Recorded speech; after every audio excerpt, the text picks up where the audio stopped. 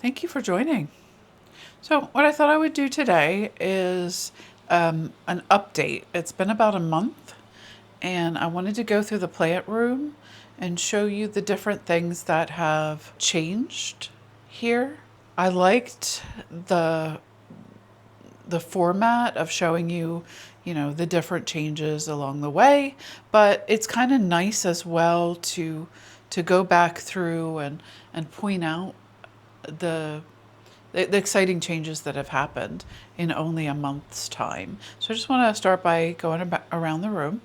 So I had my peperomia here and I moved it to another spot and I moved these syngonium around a little bit. They have grown so quickly in just a short period of time and they needed a little bit of space. At one point, I felt like this particular plant might have had fungus gnats, and so I have a sticky tape in the back. It grabbed 2 adult fungus gnats, and that's about it. So I think we're not going to really have an infestation at this point, so that's a really good thing. I did want to show you this particular leaf on this plant. It's so pretty.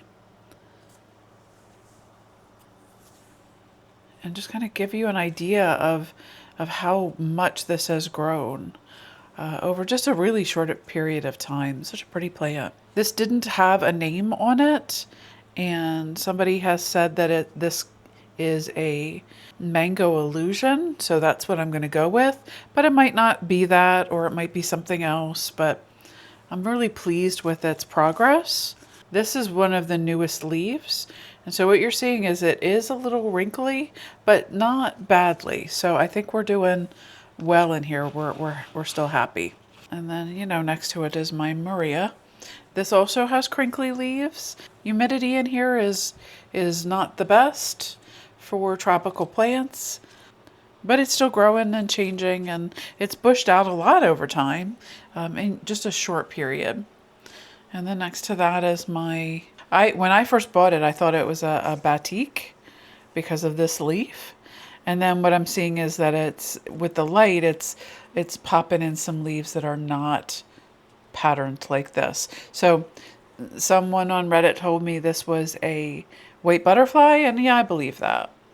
So let's take a look at this. This is my newest leaf. It is almost perfect. So I think it likes the spot. And I was planning on putting it on a moss pole, but I don't think I'm going to do that. I've gotten various advice on that particular subject, and one of the creators said that she put hers on a moss pole, and it really didn't size up the way that she expected. I might change my mind in the future and do it anyway, just to try. But moss poles, I watched a lot about them because the thought attracts me, but they do look like a lot of work. They will sometimes grow algae, and then sometimes it will attract fungus gnats, which I really don't want fungus gnats if I can help it. So if you've watched my propagation for the syngonium, what you would have seen is that I put these cuttings in these test tubes. And I have, as I predicted, watched them every day. And very quickly, this one on the end has grown roots. I'm so excited about it. So I expect that these will be able to be potted in short order. I'm going to let it grow more roots so that it has the best possible hope of doing well in the soil. But yeah, very quickly. And I'm really thrilled. I'll just give you another kind of look at the plant itself. And I think even from the time that I did that video, it's grown even more. I really like this plant a lot. And I'm just so thrilled with it. It's doing well in the humidity that I have. It continues to grow new leaves. Since I repotted it, I'm not even having any loss on the bottom leaves, which I really like. I think that was the goal, and that's really great. Next to that is my Hoya pubicalyx, and this is a really interesting plant. I did a video where I put it on the trellis, and I wanted to show you how that's developing. I have some new leaves on the vine, which is really exciting. It means the plant is happy. And it is continuing to grow up this trellis. I'm not exactly sure what I'm going to do when it eventually reaches the ceiling, because at this point I have no doubt that it will. It's just continuing to grow, and eventually this is going to hit the ceiling. I have to say this plant just gives me the giggles just every day. So I'm really thrilled with it. When I first bought the plant, I didn't know what I was doing. It was my very first Hoya, and I thought Hoyas were trailers. I don't know if maybe some are, and that's what I read, but this is not a trailer. This is definitely a climber, and it's so much happier when it can do the climb. I don't know if I've ever talked about my peperomia watermelon. This is a plant that I've had for a long time now, and it really does like being under the lights. It's very easy to take care of. Every once in a while it'll go through maybe a straggly period, but it always bounces back and pops out tons and tons of leaves. Most of the times these leaves are crinkly looking. I don't get the really good, hothouse look of the leaves, but I do have a couple that are like almost perfect. I was really happy to see that, which made me kind of feel like, this plant is coming into its own. It's going to have so many more years of just being very lush and interesting. I think one of the things I like about this plant a lot is that it reminds me of lily pads. So when I was a kid and we would go to Longwood Garden, I really loved the lily pads, and I think that has the look and feel without actually being a lily pad. I also bought it because it was considered to be pet friendly, and even though the cats don't in general mess with my plants, I had wanted to start with a tropical type of plant that was safe in case they actually did. The other thing I wanted to show you was that I decided to put these Hoya carnosas on small trellises. Let's see if I can get a good look at this trellis. Okay, so I bought these clear lucite trellises off of a website called Your Happy Plant, and I got these little clips from Amazon, and I put them all on these trellises because I'm starting to get vines now, and I feel like it does want to climb, and I just thought that would be a really cute way to do it. I don't know if that was the right thing to do. I don't know if it looks a little silly. In general, I don't like plants to look too cultured, too cultivated, too man-made, and these kind of give it that look, but since they're very small right now, this looks really cute to me. So I'm enjoying the newness of, A, having a vine, and B, having little trellises that are clear, so they're not very obtrusive at all, and give the plant something to climb on. I did put this plant up here, so I rooted the rotted parts of this peperomia, and I put it up here. So both of these look okay to me. I only had two that survived, and then the one that was already surviving. These leaves are very, very leathery and thick. So this is doing well.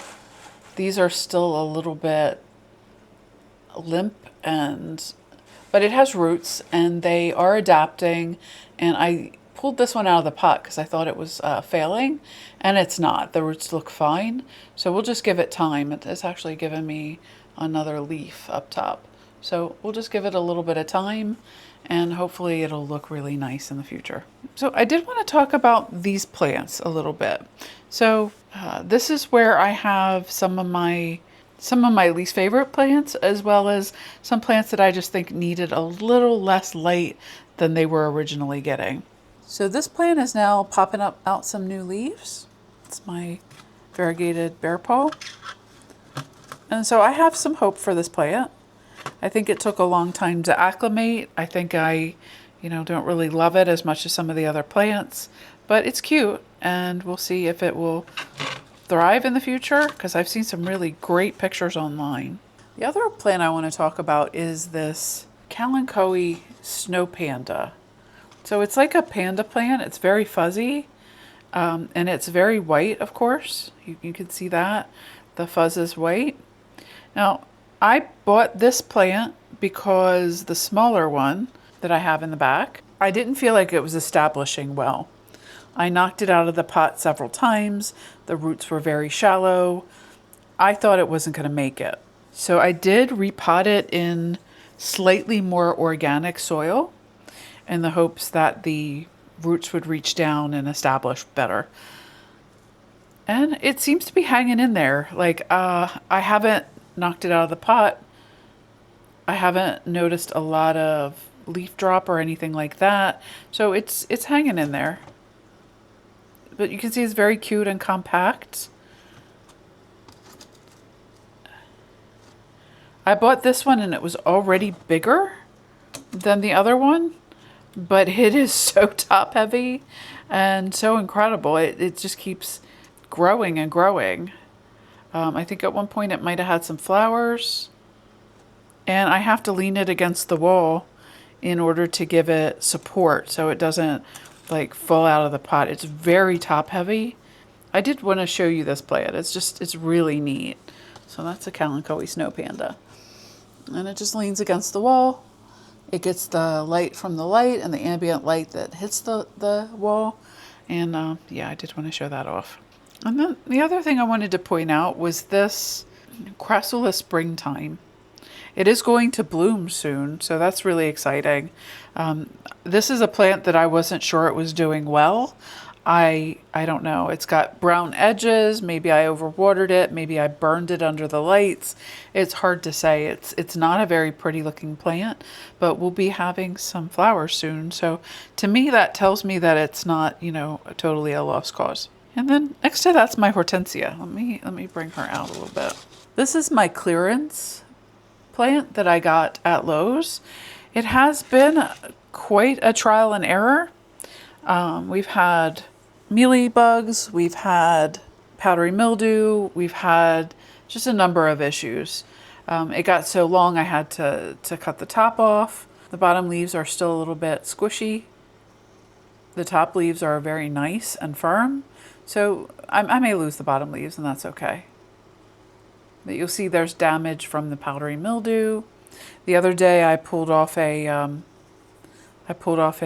leaf, a dead leaf, and it had mealybug sign on it. So I think this plant will continue to be a bit of a trial, but I'm very pleased with it. It's very unique and very different, and it definitely has been a challenge. So just understand that when you get certain kinds of plants, they're a challenge when you bring them into your house. And they may have been on clearance for a reason. Okay, another plant I wanted to talk about was this one. This is a Vix plant. And it did flower in the past, and then it just keeps flowering again and again. This is one of the messiest plants I have ever had. It will pop out these flower stalks, and the flowers will fall off as they die, and they are everywhere. The other thing I'm finding is that I'm having yellowing again. So I had yellowing leaves for a while, and I would get a lot of leaf drop. And then I gave it Osmocote for food, and it seemed to get better. These are nice and green. See it, but I'm seeing yellowing here. So I gave it some more Osmocote. It could be that the flowers are taking a lot of energy away from the leaf production, because I feel like I see this one is going to flower and this one is going to flower. So I don't just have these four flower stalks. I'm going to have 5 or 6. So the plant likes the environment that it's in, but it's just one of my really oddest plants ever. And certainly it's messy, and you want to keep that in mind. And that's what it looks like in the environment that I keep it in. So this shelf is the shelf where I keep cuttings and clippings and anything that was a leaf baby, or, that's broken off and I'd like to grow it. Most of these are just growing very slowly. They're doing what they do, and I'm having really no issues. The good part about it is that if I do have an issue, I just clean up that issue and move on. It's not like I'm highly invested in any of these particular plants. I think it is interesting to note that one of the pieces broke off of the Kalanchoe snow panda, and I potted it up. It's been in this pot for quite a while now. Pretty sure it's got some nice little roots in there, and so I got myself a new plant. It is a valid way of propagating the snow panda.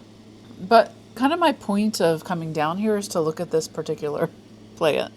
At one point in time, I had said that these look like baby Audreys from, Little Shop of Horrors. I was just delighted to see that we've got some babies on the leaf. So what these are from is a year or two ago, I bought a broad-leafed Mother of Thousands.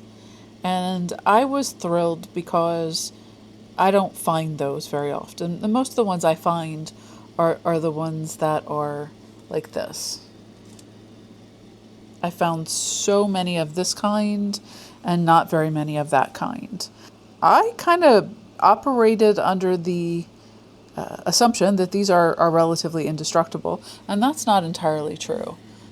So I put the babies in this little pot, and we had some grow, and some are kind of stunted, but they're still growing as well. And I was just so thrilled to see that, I don't know, babies having babies. This baby Audrey has little babies on the leaf.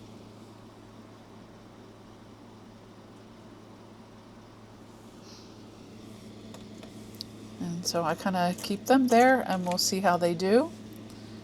And then next to that is another pot full of them. And I've just been kind of seeing if they'll grow. I know that a lot of people don't like these plants, and for very good reason, but I think when I didn't get it to grow, I kind of saw that as a challenge, and I decided I would try to grow the babies. Another plant I want to talk about is this one. This is actually growing pretty quickly. So I bought it, and it had a different set of leaves. It grew this set of leaves, and now these leaves are dying and it's growing a new set of leaves. I've not really watched this process before with this type of plant, and this has been fun. It's growing more quickly than I would have expected, and I feel like we're gonna always have like two set of leaves, and maybe this dieback will occur. So it's just an odd plant, and it's really kind of fun. I wanted to talk about this plant. This is one I had bought in the past, and I've had problems with. One set that I bought had mealybugs. Another set had like rampant powdery mildew. They ultimately didn't survive, and I was trying to be very careful with this one.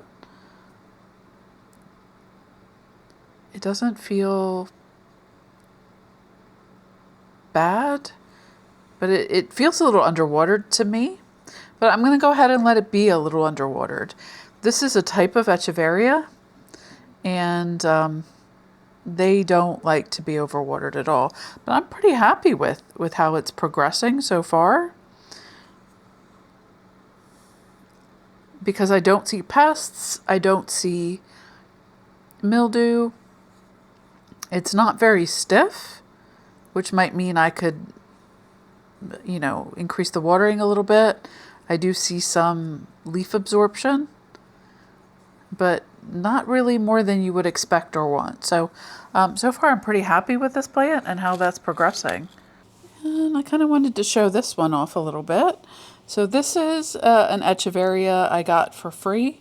I've been calling it a blue fairy because that's how I identified it, but I don't know if that's what it really is. It has a nice little flower stalk going on, a couple little flowers. It makes me really happy to see that, maybe I'm starting to understand what an echeveria wants. Now, I don't want to get too cocky because the moment I do, that's when I'm going to overwater them and I'm going to have some rot. But this one's doing really nicely for a plant I didn't exactly want, but yeah, I'm happy. And you got to love a flower. That means you're doing something right and it's a happy plant, at least for now. So I do want to show you that one. That is my Echeveria Fireglow. It's another one that I stuck it in a corner and I don't want to know about it until it decides it's acclimated. This is the counterpart to the Echeveria Fireglow. This is one that I've had for a number of years. We've had our ups and downs.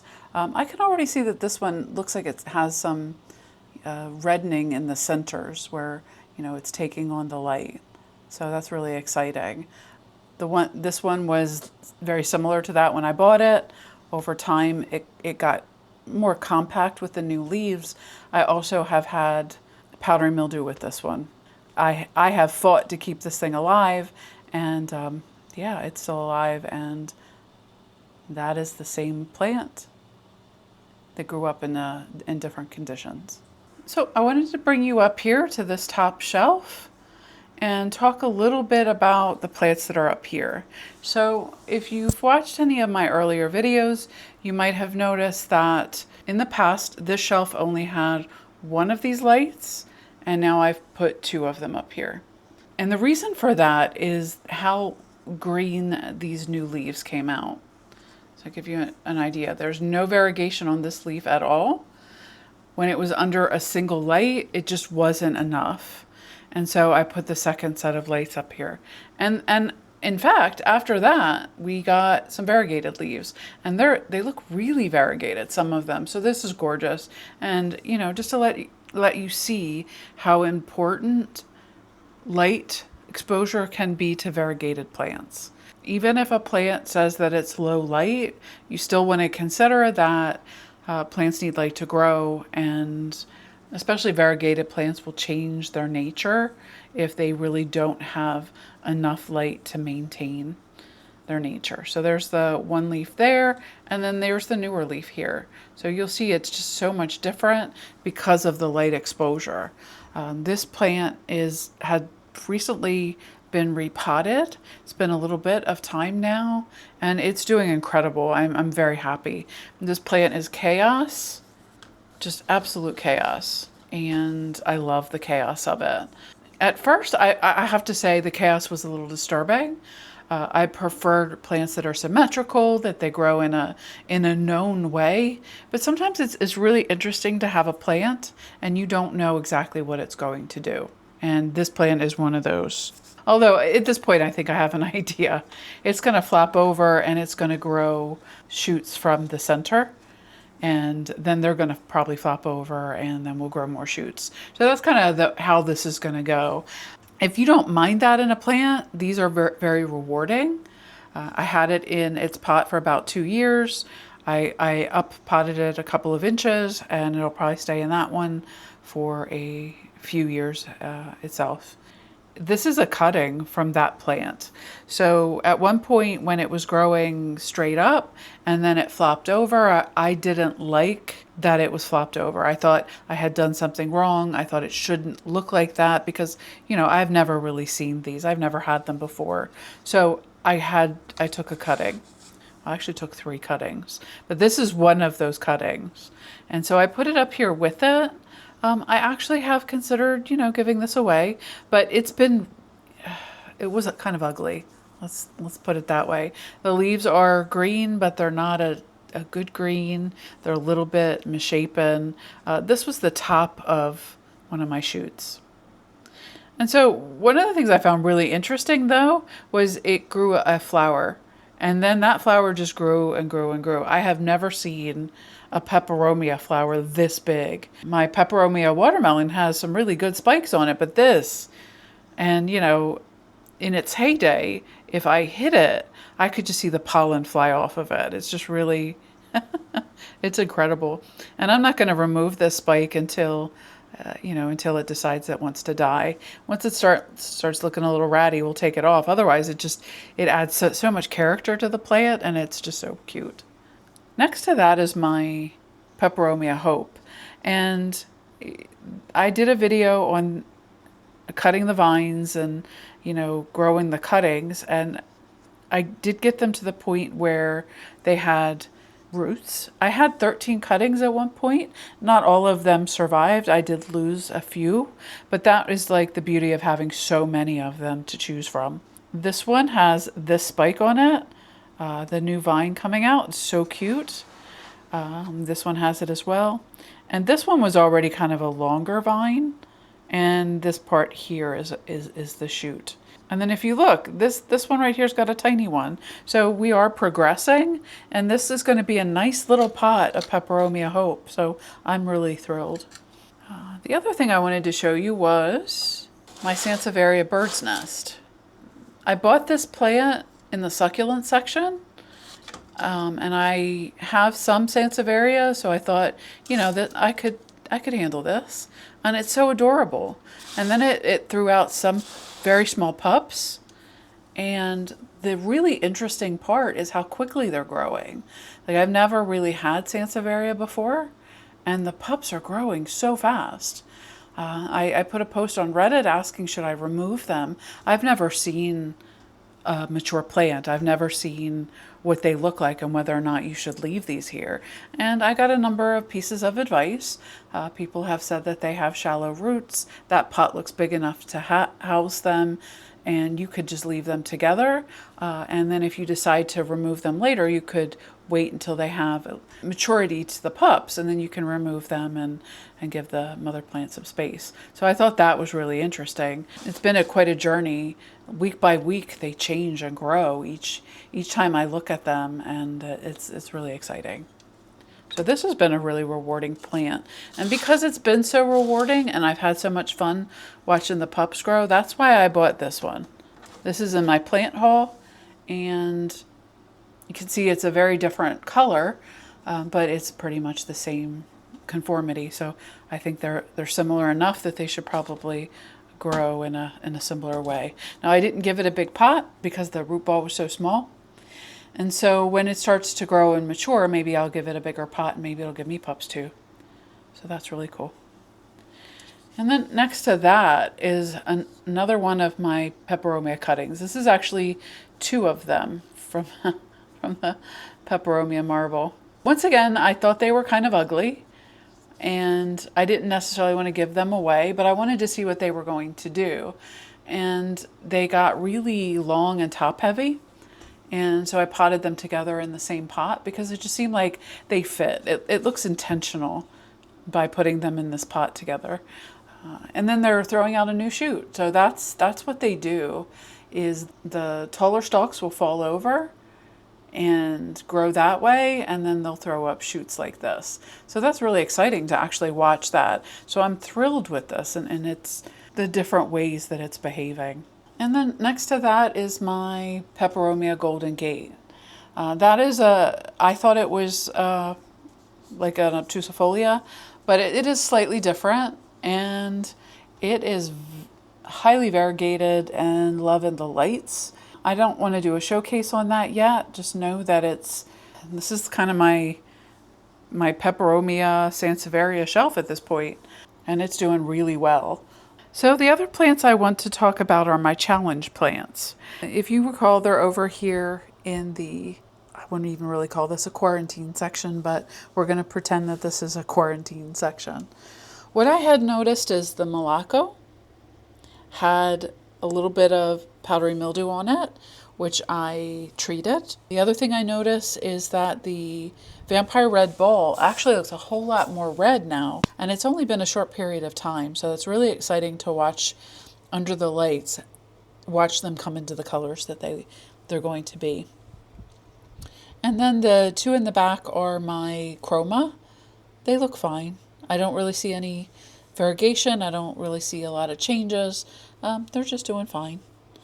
Remember, these are all what I would consider underwatered because my goal was to start out with less water and then over time increase it if they need it. So I think that has been a good strategy for these, except for my silver squill.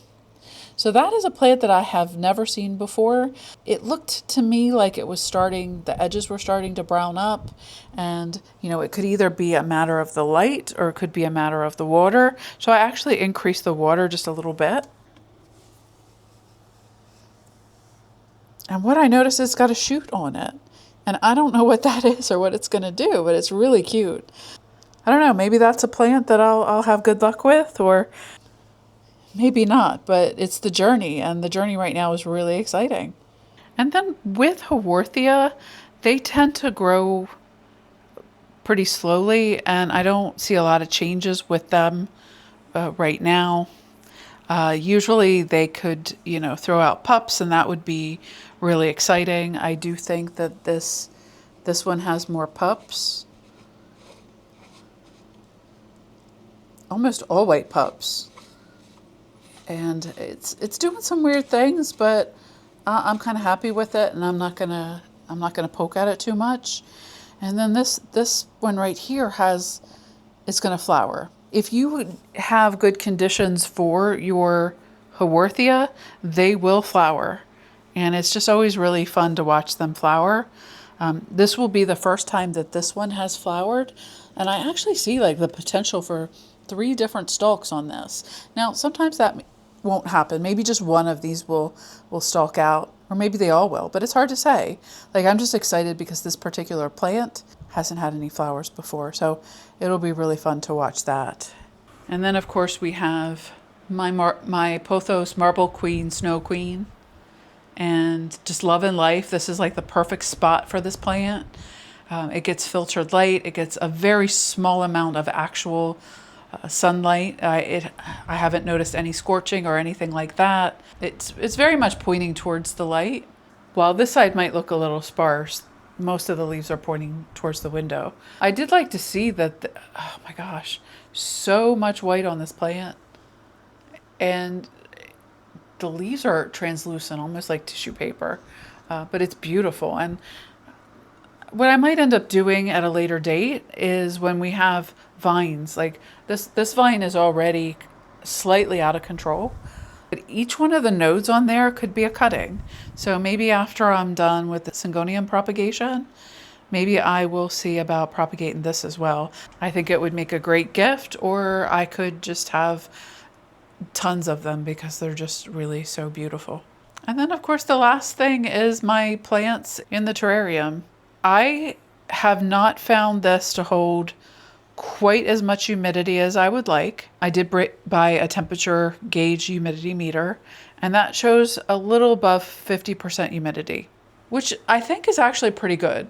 Like this room overall is 43% humidity, so it is higher. I believe, based on what I'm seeing, is that the silver pearl, the small Syngonium, likes it in there. So sometimes you can't see like evidence you can point at, but to me it looks happy. But this pink neon robusta, whatever she is, this plant is still not opening, and I see the scrunchy leaves, and I'm just not real happy with this plant at all. Like, I don't know. Compared to all my other Syngoniums, this one is just not doing what I need it to do. It's just not being what I need it to be. And I kind of bought it out of nostalgia because that's the original Syngonium I had, like 15 years ago, was a pink Syngonium. And it vined all over the floor, and it vined every which way. And I felt like it did well, but I have to be honest, at a certain point, that plant stopped opening as well, and I couldn't figure out why. So if anybody knows why a Syngonium won't open other than humidity, please let me know. It just might be something that is much more difficult to grow than some of the others. You see the silver pearl still has some brown spots on the leaves. but some of the ones in the center look really good. So I have a feel like those might be the newer leaves. So I think we might be doing good. This might be a good thing for it. And then if I fill this out with enough plants, we might be able to raise that humidity level. And definitely when summer hits, we're going to have higher temperatures. It shows me that it's almost 80 degrees in there and 50+% humidity. I think that should be good.